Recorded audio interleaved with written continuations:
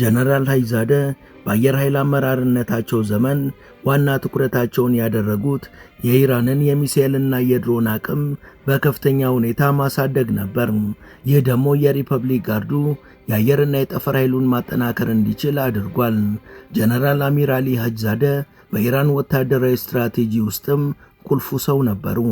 ጀነራሉ በተለይ ባላስቲክና ክሩዝ ሚሳኤሎች ላይ በማተኮር እንደነ ፋታ፣ ሲጂል፣ ኮራም ሻህር፣ ደስፉልና ራዳ 500 ያሉ ኢላማቸውን በቅስበት ዶግ አመድ የሚያደርጉ ሚሳኤሎችንና ድሮኖችንም ማምረት ችለዋል።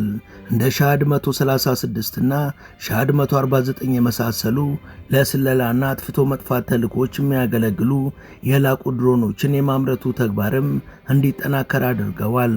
በወርሃ ሰኔ 2022ም ዘመናዊዎቹን የሃይፐርሶኒክ ባላስቲክ ሚሳኤልና ፋታህ ሚሳኤልን ለእይታ አብቅተዋል።